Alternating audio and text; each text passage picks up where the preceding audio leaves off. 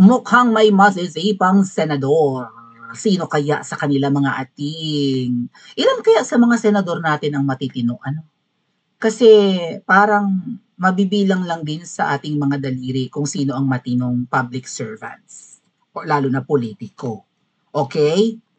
Nabawasan ang paghanga ko kay Robin Padilla because hindi siya naging persuasive, hindi niya na-push yung federalism, right? Yung change of type of government na kanyang advocacy nung tumakbo siya noong 2022.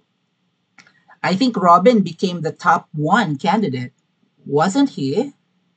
Right? Siya ba ang number one candidate noon? Noong 2022? Top one? I think so, right? Pumapangalawa lang yata si Cynthia Villar. Right? Anyway, okay, Bato Bongo, well, si Bato kahit papano, medyo gumagawa ng ingay. Bongo, kind of safe, playing safe. At Marcoleta, yan lang, number one sa hinahangaan. Mangga, wala na yung eksena mangga po, pinag ng mangga. But si Cayetano, kahit papano, medyo nagbumabango-bango, right? Kaalyado niya si PRRD, huwag siyang magkakamali. Anyway, mukhang magkakaroon na naman ng rigo doon sa Senate and mukhang may mapapalta na naman mga ating. Paano ko i-open? Kanina po kasi ay napabalita si JV Ejercito na mukhang lilipat na sa minority block ng Senate. So 24 senators, ang mga ang tawag dyan? Team Duterte na mga senador, right? Team Duterte yata ang tawag sa kanila, no? Duterte block, yon. Yung Duterte block parang siyam lang sila. Pero mukhang tatambling po si Ejercito. Si JV, okay? So balita kanina sa Inquirer, mga ate at kuya, na Ejercito Malls, did I pronounce it correctly? Yeah, Malls on leaving, nag-iisip siya, on leaving majority kasi nakakalamang ngayon mga ating, ang mga kakamping senators and mga pro-Marcos, like mga loyalistang senators. Sabi yung alyansa ng bagoong Pilipinas senators. Gusto raw umalis doon ni JV Ejercito. We're losing focus on real culprits. Sino nga kasi yung mga culprits, sino ang mga salarin sa kurakutan? Parang bilang nga lang sa daliri natin kung sino ang mga hindi involved sa flood control projects. May kasabihan nga mga kababayan na na it's not corruption if Bong Revilla is not part of it. Ay ganon. Kasi si Bong Revilla parang may issue na naman about mga ghost projects. Or may mga kausap din contractors patungkol sa mga flood control projects na substandards. Di ba si Bong Revilla noon, even Jinggoy and Enrile, sila yung parang weakest link noon sa Senate. Silang tatlo yung nakulong doon sa PDAF scam. Right? Yung kay Janet Lim Napoles. Tatlo lang yung mga yon. So, parang considered yung tatlo as anomalya in the past. So, mukhang may eksena na naman ngayon. Mukhang nakakalagkad na naman si Bong Revilla na part ng majority block sa Senate. So, sabi po ni Congresswoman Rowena Guanzon ay mukhang magkakaroon ng balasahan. Mukhang mapapaltan si Tito Sen kasi katulad niya nabawasan na yung majority block. Mukhang nagko-contemplate or nag-iisip si JV Ejercito na lumipat sa minority. Sino ba yung mga minority na ito, mga kuya, itong Duterte block na tinatawag? Ang leader nila ay si Cayetano, Alan Peter Cayetano, na running mate ni PRRD noong 2016. Siyempre part ng minority kahit papano, I don't know, baka kunyango lang, si Amy Marcos, dalawa na. Si Estrada, si Jinggoy, Duterte block na rin or nasa minority.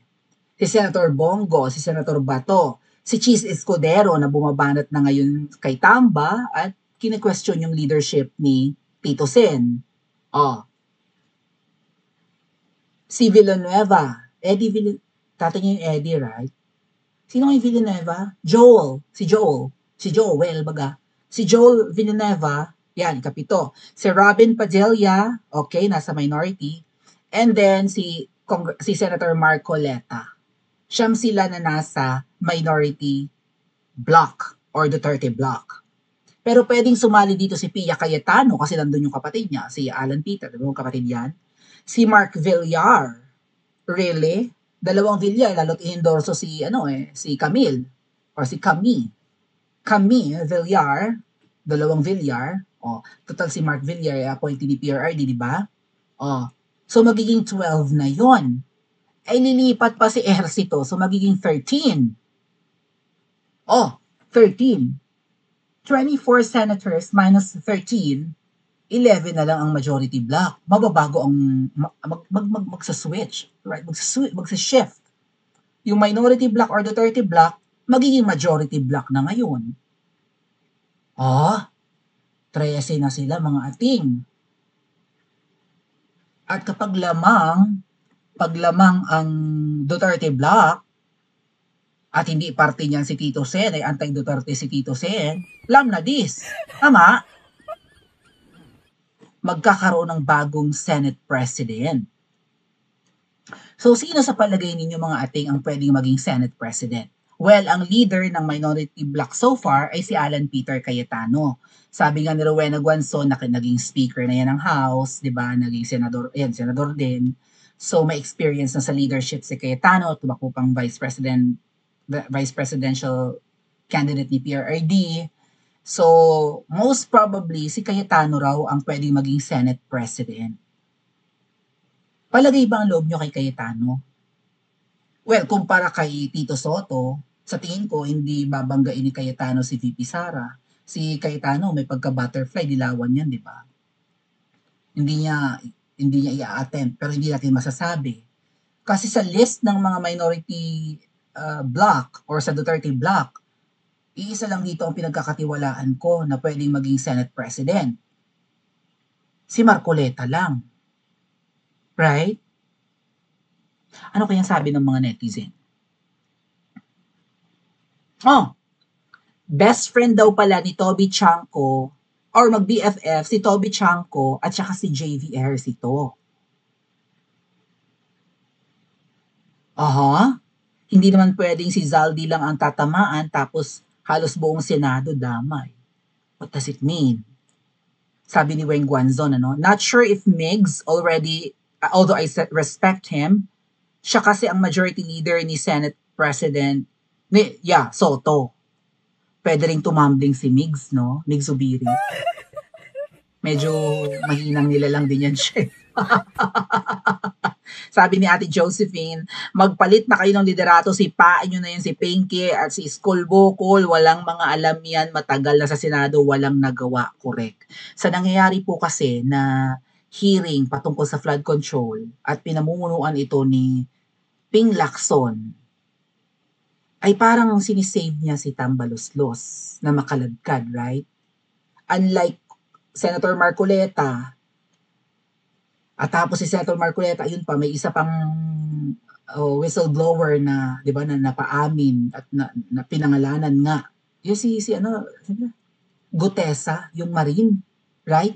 Pinangalanan yung, inintroduce kasi kay Senator Marcoleta yan, si Gutesa. Ang nag-introduce ay si Mike Defensor, di ba? Lumapit kay Mike Defensor yung mga Marines, tapos ikinonek, magkaibigan si former Congressman Mike Defensor at saka si Senator Marcoleta, para silang congressman noon. So, inilapit. So, matinding whistleblower yung si Gutesa. Oh. Eh, kahit na lumabas yan, kapag kasi si Ping Lacson ang Blue Ribbon Committee Chairman, mukhang walang makukulong na mga magnanakaw at mga buhaya, mga ting. Plus, mukhang malabo pa sa sabaw ng adobong pusit at sa sabaw ng dinuguan na maisoli ang pera ng taong bayan ng mga ninakaw. Whereas, kung kay Senator Marcoleta, mapupunta ang chairmanship ng Blue Ribbon, kahit si Senator Alan Peter Cayetano pa rin ang Senate President, sa tingin natin, di ba, may makukulong, may mapaparusahan, kahit paano siguro may mababawi ng mga ninakaw na pera. So, sino ang gusto niyo maging Senate President? Si Tito Sen o si Alan Peter Cayetano? Or si Alan Peter Cayetano or si Senator Marcoleta? Paki-comment po sa comment section at mag-like at subscribe din po kayo.